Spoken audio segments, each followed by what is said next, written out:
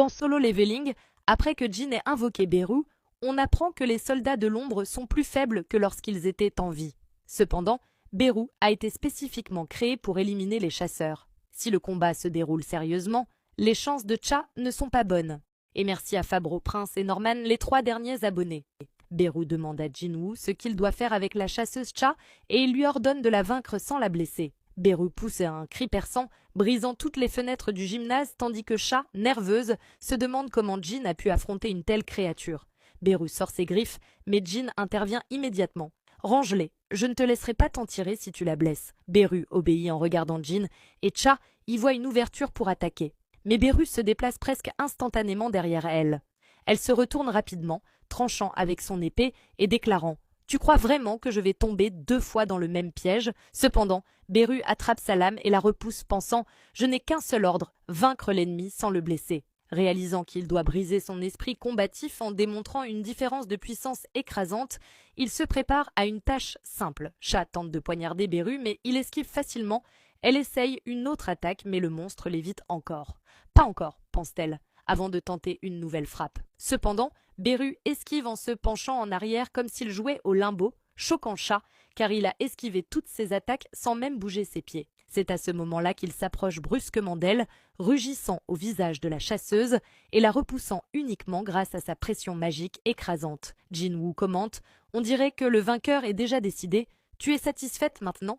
Mais déterminée, Cha répond « Je peux continuer. » Cela intrigue Jin qui se demande pourquoi elle s'accroche autant. Je pensais qu'elle aurait abandonné en réalisant la différence. Beru est différent des autres soldats de l'ombre. Malgré son intelligence, sa nature est celle d'une machine à tuer. Si elle cherche à prouver quelque chose, j'espère que ce n'est pas pour être jugée. La colère monte en Beru. D'un simple regard, les êtres vivants réalisent s'ils sont prédateurs ou proies. Pourtant, Cha résiste. Il fonce sur elle et attaque avec ses griffes, mais elle esquive de justesse, glissant sur le côté, tandis que Beru plante ses griffes dans le mur, prêt à attaquer de nouveau. La chasseuse Cha active alors sa compétence danse de l'épée et l'arc continue. Abonne-toi pour la suite. Dans Solo Leveling, après que Cha ait à peine esquivé les griffes de Beru, elle utilise sa compétence danse de l'épée et saute sur Beru, tranchant avec son épée. Cependant, Beru l'attrape et brise la lame. Mais à cet instant, Cha pense que c'est sa seule chance. Elle n'a pas assez de mana, alors elle ne peut l'utiliser qu'une seule fois. Mais c'est tout ce dont elle a besoin. C'est alors qu'elle utilise sa compétence lame de lumière et transperce le soldat de l'ombre. Mais quelque chose ne va pas. Jinwoo crie « Non !» car à ce moment précis, une seule commande refait surface dans l'esprit de Beru, l'ordre unique qu'il avait reçu de la reine à sa naissance, réémergeant comme un instinct naturel. Il ne pouvait pas l'ignorer, exterminer l'ennemi. Beru s'apprête à trancher Cha tandis que Jinwoo hurle « Arrête !» alors que les griffes de la fourmi se referment sur elle. Soudain, un choc retentit. Jinwoo a attrapé sa main, impressionnant Cha tout en écrasant l'une de ses mains et retenant l'autre. Il lui dit froidement « Je t'ai ordonné d'arrêter ». Beru recule rapidement tandis que Jinwoo demande à Hunter Cha si elle va bien. Beru supplie pour sa vie et le maître des ombres pousse un soupir de déception. Puis, Jinwoo interroge la chasseuse « Pourquoi vas-tu aussi loin, juste pour rejoindre la guilde ?» Elle détourne le regard. Il continue « Ce n'est qu'un test d'entrée pour une guilde sans nom. Ça ne vaut pas la peine de risquer ta vie. » Alors pourquoi? Elle baisse les yeux en silence. Jinwoo réfléchit. Peut-être, tu es intéressé par moi? Cha reste figée avant de réaliser ce qu'il vient de dire. Pendant que Jinwoo tente de comprendre la situation, elle répond « Oui, je pense que oui ». Jinwoo se redresse à nouveau. Et ainsi, cet arc continue. Abonne-toi pour la suite.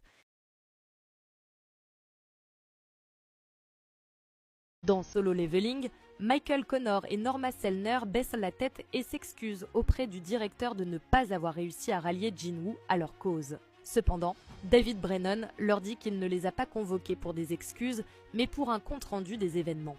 Michael Connor explique qu'après l'observation de Selner, Sung Jinwoo est un roi. Cette révélation choque le directeur qui se demande si cela signifie que Jinwoo possède le pouvoir d'un chasseur de niveau national.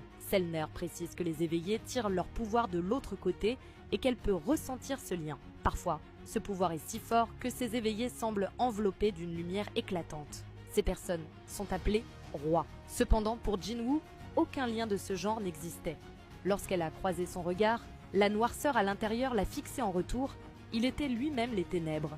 David demande alors si cela signifie que Jinwoo est maléfique. Selner clarifie qu'elle ne porte aucun jugement moral, mais qu'elle décrit simplement l'origine de son pouvoir. Contrairement aux autres, Jinwoo ne puise pas sa puissance dans l'autre monde, mais en lui-même. Ainsi, il n'a aucune limite. Michael souligne ce point et Selner acquiesce. À cet instant, le directeur se lève et remercie Selner tandis que Michael lui demande où il va. Au sous-sol, B24. David ordonne au directeur adjoint de le suivre dans l'ascenseur.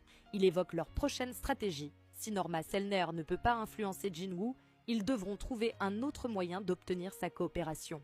Il interroge Michael Connor sur le premier incident de portail de rang S. Michael Connor s'en souvient bien, cette catastrophe avait ravagé l'ouest des États-Unis.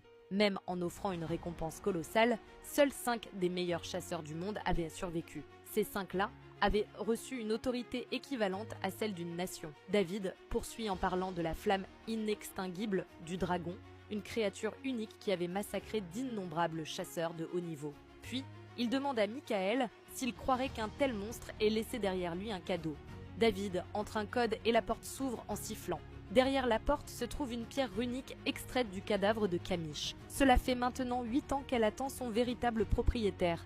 Le directeur déclare alors que Kamish va offrir un nouveau trésor à leur pays, marquant ainsi le début d'un nouvel arc. Abonne-toi pour la suite. Dans Solo Leveling, Jin se regarde dans le miroir et remarque qu'il est clairement plus grand et en meilleure forme depuis son réveil. Pourtant, il se demande s'il est réellement aussi séduisant. Jin comprend alors que c'est grâce à la volonté de réhabilitation qui restaure toutes les parties du corps endommagées. Cela explique pourquoi toutes ces imperfections ont disparu grâce à cet avantage. Se sentant inhabituellement confiant, Jin sort de la salle de bain et demande à sa sœur Jin-A comment elle le trouve en tant qu'homme. Surprise par son assurance soudaine, elle lui répond sèchement qu'il a toujours l'air d'un bon à rien à ses yeux. Avant de lui donner un coup de pied, Jin l'avertit qu'elle risque de se blesser car son corps est désormais aussi robuste que celui d'un chasseur de rang S. Il lui demande alors si elle réfléchit parfois avant d'agir. « Comment ça? Je suis la meilleure de ma classe. C'était juste aux examens blancs. » Jin lui parle ensuite de la guilde qu'il envisage de créer et lui demande son avis sur le nom Solo Play. Peu convaincu, Jin-A lui demande s'il plaisante et pourquoi il choisirait un tel nom. Trouvant cela étrange, il lui demande si c'est problématique. Elle lui rappelle que son pouvoir lui permet d'invoquer des ombres, donc techniquement, il n'est jamais vraiment seul. Pris de court, il admet qu'elle a raison et lui demande si elle a une meilleure idée. Elle propose alors « Pourquoi pas Ajin Guild ?» A signifie « moi » et Jin veut dire « avancer ». Elle ajoute que c'est aussi son prénom à l'envers et demande si cela lui plaît. Jin répond que ce n'est pas une mauvaise idée. Pendant ce temps, chez elle, la chasseuse Cha-Ae-in s'agite nerveusement, se rappelant ce qu'elle a dit à Jin au gymnase. « J'ai pratiquement fait une déclaration. » Elle repense à la réponse de Jin. « Tu aurais pu trouver un autre moyen que de rejoindre une guilde, non ?» Pleine de regrets, elle se lamente, convaincue que Jin doit la prendre pour une folle. Puis elle tente de se rassurer. Après tout, il lui a sauvé la vie, alors il est naturel qu'elle s'intéresse à lui. Oui, c'est logique. Non, en fait, pas du tout. Elle se tord de gêne en réalisant à quel point elle s'est emportée. C'est alors qu'un détail lui revient en mémoire. Elle est toujours en vie grâce aux capacités de guérison de Jinwoo. À cet instant, une voix résonne dans sa tête. « S'il te plaît, dis-lui ». Elle se fige, submergée par un souvenir. Elle revoit cet instant où elle était entre la vie et la mort. Une main la saisit et une silhouette obscure se dévoile, Min Byung-gu. Dis-lui qu'il doit faire attention. Dis à Hunter Sung Jinwoo qu'il doit être prudent avec son propre pouvoir. Cha se réveille en sursaut, comprenant enfin que, ce jour-là, elle avait vu Byung-gu, et ainsi, cet arc se poursuit. Abonne-toi pour la suite.